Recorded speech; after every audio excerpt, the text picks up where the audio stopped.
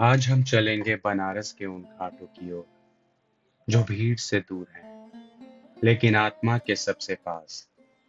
ये वो रास्ता है जो मुझे शांति की ओर ले जाता है, गंगा के किनारे, उस बनारस की ओर जो अब भी अनछुआ है। जैसे जैसे गली से मुख्य रास्ते तक पहुंचता हूँ, धीरे धीरे मंदिरों की घंटियां सुनाई देने लगती है। कुछ संत सड़कों पर दिखते हैं, कुछ लोग तिलक लगाते हुए मिलते हैं।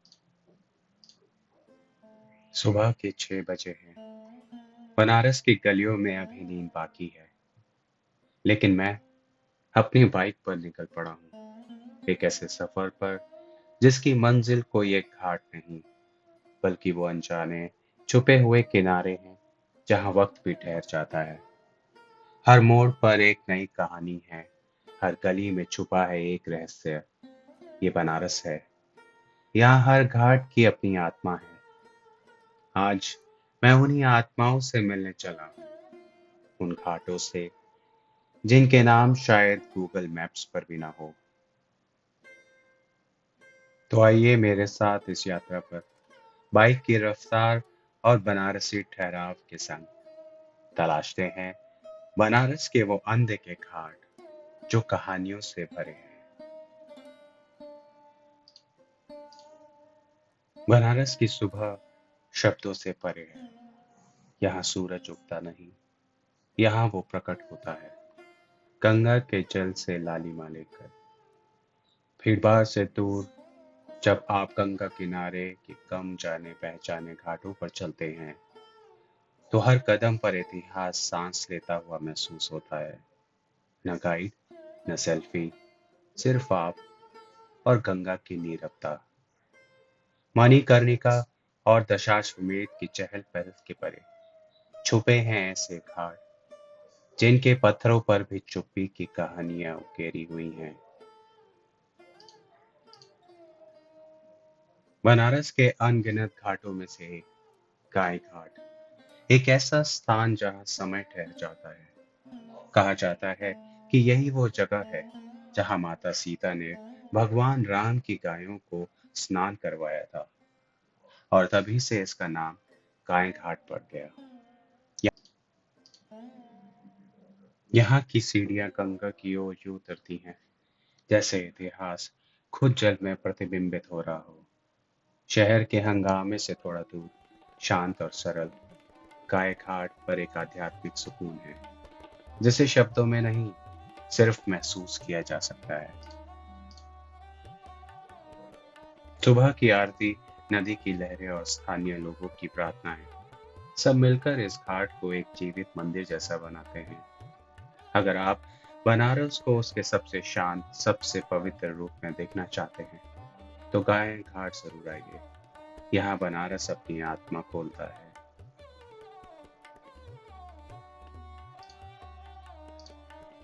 जैसे जैसे हम आगे बढ़ते हैं, शोर कम होता जाता है और भीतर की आवाज तेज। राजा घाट बिल्कुल शांत। यहाँ पत्थरों पर बैठकर समय की गहराई को महसूस किया जा सकता है। कुछ घाट अब टूट चुके हैं, कुछ जलमग्न, पर हर एक का इतिहास कहता है, मैं भी कभी तीर था। यहाँ की सुबह ध्यान जैसी है, गंगा की लहरें जैसे श्लोक पढ़ती हैं और हवा जैसे प्राचीन मुनियों की श्वास है।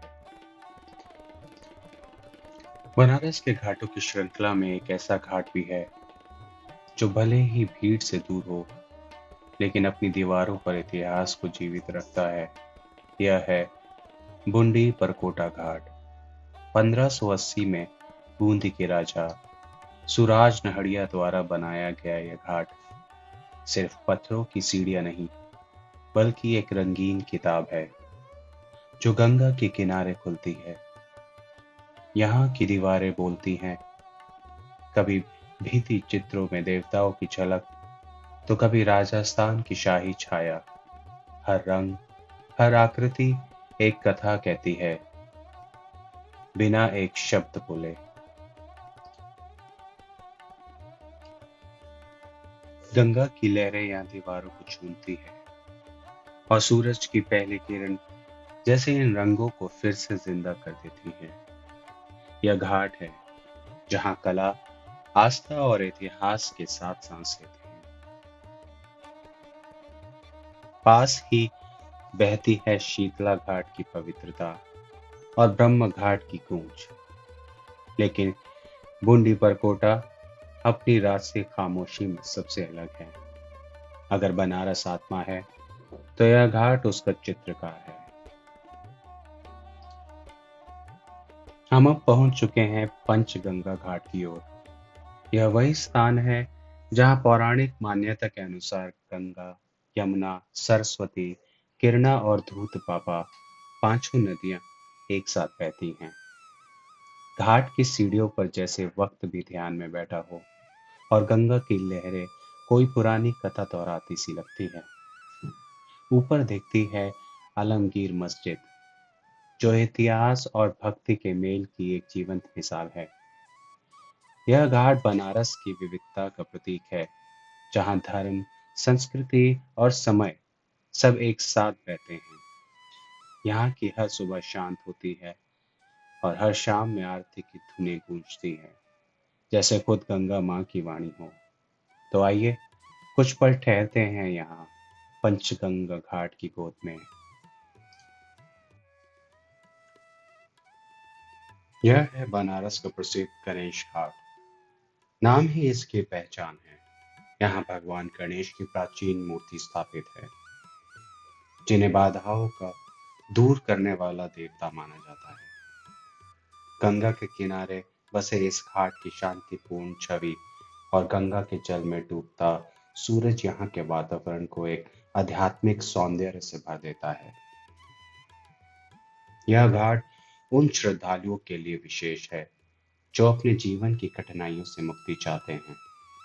सुबह की पहली किरण के साथ यहाँ की आरती का दृश्य भक्तों के मन को शांति और विश्वास से भर देता है।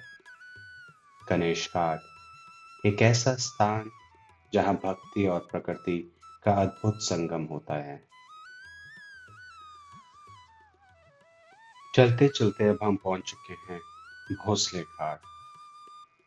भोसले घाट का नाम महाराष्ट्र के प्रसिद्ध मराठा वंश भोसले परिवार से जुड़ा है, जो 18वीं सदी में बनारस के शाही संरक्षक और क्षेत्रीय शक्तियों में से एक थे। भोसले वंश के शासकों ने बनारस में अपनी उपस्थिति दर्ज करवाई और कई निर्माण कार्य करवाए, जिनमें घाटों का विकास भी शामिल था। यह घाट धार्मिक अनुष्ठानों, पूजा पाठ और सांस्कृतिक कार्यक्रमों का केंद्र रहा है। यहाँ भक्त और स्थानीय लोग गंगा नदी के पावन तट पर आते हैं। भोसले घाट वाराणसी के अन्य प्रमुख घाटों में से जुड़ा हुआ है और यह घाट अपने शांत वातावरण और ऐतिहासिक महत्व के कारण पर्यटकों और श्रद्धालुओं के लिए खास आकर्षण का केंद्र है। इस घाट से जुड़ी कई कहानियां और लेख कथाएं स्थानीय लोगों के बीच आज भी जीवित हैं, जो मराठा प्रभाव और घाट के सांस्कृतिक महत्व को दर्शाती है। और इस तरह हमारे घाटों की इस अनोखी यात्रा का समापन होता है। गंगा के किनारे बसे यह घाट सिर्फ पत्थर की सीढ़ियां नहीं, बल्कि जिंदगी की कहानियां हैं। विश्वास, संस्कृति, आस्था और इतिहास के जीवन साझी। हर घाट पर एक नई दास्तान मिली, हर कदम पर एक नई अनुभूति। यहाँ की गंध, यहाँ का संगीत और यहाँ की शक्ति, सब कुछ दिल को छू लिया।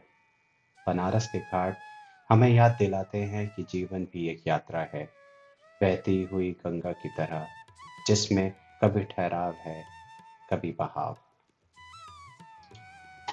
बनारस में कुल मिलाकर लगभग 80 घाट हैं। हर एक अपने भीतर कोई ना कोई कहानी समेटे हुए है। लेकिन इस यात्रा में मैंने उन कुछ घाटों को ही दिखाया जो आमतौर पर नजरअंदाज कर दिए जाते हैं, जो भीड़ से दूर हैं लेकिन आत्मा के बेहद करीब।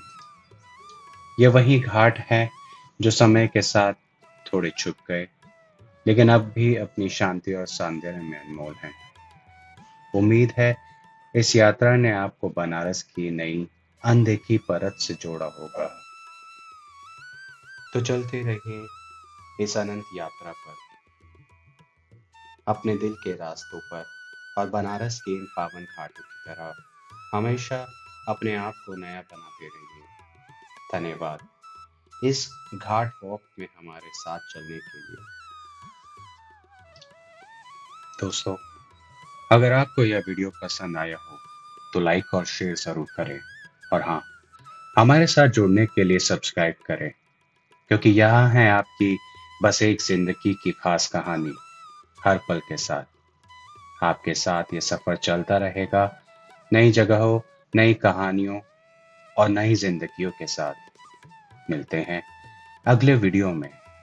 तब तक खुश रहिए, मुस्कुराते रहिए और जिंदगी को जीते रहिए अपने अंदाज में। धन्यवाद।